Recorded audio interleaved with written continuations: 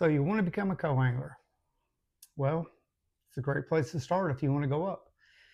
Co-anglers actually start out in the back. Most of them work their way to the front and go off to be some of your elite pros.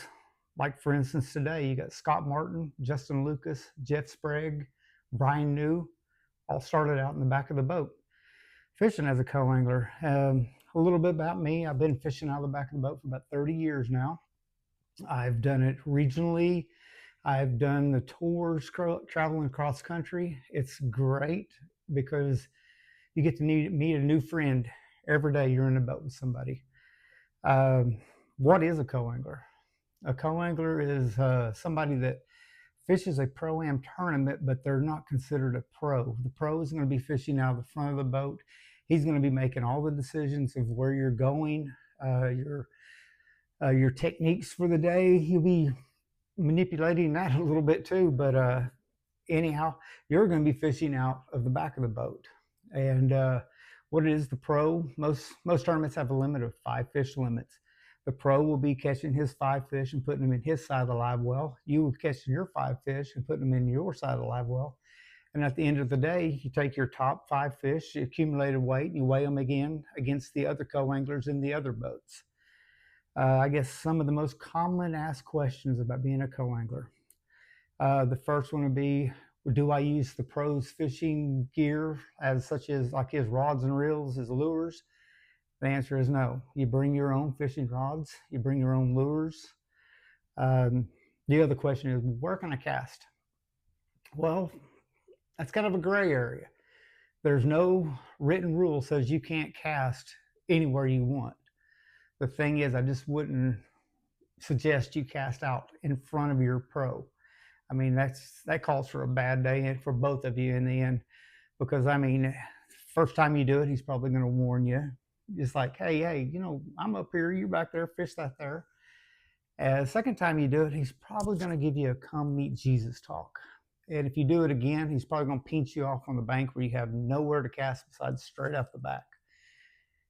Fourth or fifth time you do it, he's probably going to take you out in the middle of the lake and take a nap on the deck while you sit there and think about what you've done for the day. So, hate to say it, but just stay in your area and respect your pros' fishing water. Let me see. The other questions I get asked a lot are, where do we fish? Well, you fish wherever your pro takes you. He literally might pull out of the cove you're taking off from and fish somewhere around there, or he might run you 45 miles down the lake. You never know. He's actually went out and practiced 2 or 3 days beforehand. The night before the tournament, you'll get a text, and they will actually pair you with your pro partner for that day, and you will make a phone call to him and talk about where you're going to meet. He might give you a little rundown on what you're going to be doing for that day, but most pros will inform you the morning of once you get in the boat, because most of us co-anglers, we do travel with other pros. We room with them, and your pro is probably not wanting to give up any information about what he's figured out, so you'll go and blab to your partners you're traveling with. I mean, it's most likely that's what's going to happen, but it's all good in the end. Okay, your basic gear you're going to need. Well, invest in a good life jacket. I mean, you want one that's going to work whenever it's needed. You also need one that's going to be comfortable. Another thing is rain gear. You're facing the elements. It might be wind, it might be rain, it might be snow, sleet, 25 degrees outside.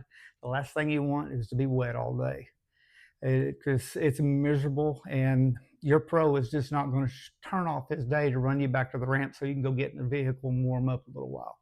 So good rain gears. Simms makes one, AFCO makes one. What I would suggest you do is get you $500 to $600 gathered up, go to a Bass Pro Shop and buy the guide wear, because if a zipper goes out or it starts leaking, he can run it right back up there with your receipt and exchange it and get you another one. So rain gear is an important decision. Okay, other things is your rods, your reels, and your tournament bag. Rods and reels, you're going to need probably 5 or 6. You'll need a spin cast rod. You need a 4 bait casters, and usually that'll cover all the techniques you need for that given day. Now on your tackle bag, don't get one of those humongous bags that, I mean, you don't want to look like you're packing to go to Mexico for a 1-week fishing vacation. I carry actually a backpack, and I've got just the gear or the lures and the jigs and whatnot I'm going to be fishing with for that day. I have my water in there. I have some beef jerky in there. So you don't need everything in your garage. You just need what you think is going to happen for that particular day. Let me see, what's the other things on questions? Okay, be respectful. That's the one thing I hear a lot of boaters talk about is their co-angler is just very disrespectful. And you know, when it doesn't, being disrespectful doesn't mean casting up in front of them or you know, talking bad or negative to them and all that. Most your pros you're going to draw, there's a lot of them that say 2 words all day long. The only words you're going to hear out of them is, "This is my last cast." And that means they're going to make this last cast. Once it's in, they're going to pull the trolling motor, they're going to run back, start the big motor, and they're taking off. So whenever you hear the word, "I'm making the last cast," start buckling up. That doesn't mean you take another cast. That means you start reeling up, getting your stuff ready, get your life jacket on, be in the seat. So when he gets everything in, he drops in, he can take off and he doesn't have to wait for you. The one thing in tournament fishing, the main necessity is time. You cannot get time. We all get 8 hours to fish, and he doesn't want to spend it waiting around on you to get ready to go. So that's a very big issue right there in the tournament world. My biggest the advice I could give you is, if you're new to bass fishing, tournament fishing in general, whenever you get in a boat with your boater, you know, when you're getting settled in before takeoff, just mention to him, "Hey, I'm new to this. I'm just wanting to get into fishing. I'm curious how you all do it and all." Most times that will take and bring his anxiety level back down, and he'll be more likely to help you. He wants you to do good. He's not there to hamper you or, you know, just wish bad on you. He'll talk to you, and he might notice some things you're doing wrong, and he'll be more apt to just encourage you, "Hey, to try this, try this." He might even tell you, "Hey, pick this up and throw it up there." Most pros will actually be, say for instance, going down a bank flipping some things, and they'll pass up some stuff, and they'll say, "Hey, I missed that. Grab that over there, hit it like that," and he'll give you opportunities to catch some fish because he's there for you to have a good experience too. I've yet to have any really bad draws. You know, in the end, most of my draws I end up being friends with. Some of them are best friends. I could call them right now, tell them, "Hey, I'm broke down on the side of the road." They might tell me to call Uber, but in the end, I'll get them to come get me. All right. Gas money. Gas money is one of those things. It doesn't matter if your boater runs 5 minutes, shuts down, and takes off fishing, or if he runs an hour and 5 minutes down the road. I give $60 straight across the board. You know, most people are like, "Well, he only ran for 5 minutes and shut down, and, you know, then when we came back in at 8 hours, he only burned probably a mouthful of gas." It doesn't matter. He probably spent 2 or 3 days out there before you got in the boat with him, running all over the lake to find those fish that were 5 minutes away. So offer up $60. Most guys will tell you, "Hey, that's too much," but in the end, it's the gesture that counts. Some guys will take it, and more power to them. I know, understand with the expenses that we're out of pocket on, with traveling, hotels, and all that. A little bit goes a long ways. All right.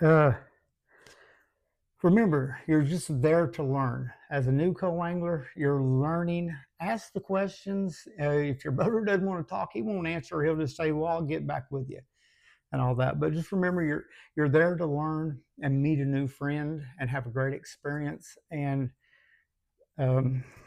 so anyhow, the organizations, that's another thing. That's where do I get started? Well, I fish the BFLs. I fish the Toyota series, the Bass Opens. They're all pro-am circuits. I would suggest starting like a BFL. Let me see who else has ABA and your federations. A lot of those have the pro co-angler setup, and that's a great place to start. The entry fees are going to be around 100 to 115, 20 bucks, whatever it is now. I would suggest to hold off on fishing Toyotas and the Bass Opens until you get really schooled up on your techniques and the understanding of it. Those entry fees are going to run you about $500, $600. Then you have the travel expenses on top of that, which on the other ones, like the BFLs, they're going to be more regional, and you can probably stay home, sleep in your own bed, and just get up a couple hours early and head to the lake to get with your boater. Well, I hope that all answers your questions. And like I said, this is just a little tutorial on how to start being a co-angler. Each week, I'm gonna hope to drop 2 or 3 videos to help you advance. You know, I got 30 years experience of techniques, things that's gonna get you an extra fish, things that just might get you a paycheck. The what nots to do, and don't buy this, buy this. Well, anyhow, if you like, click and like. See you next time.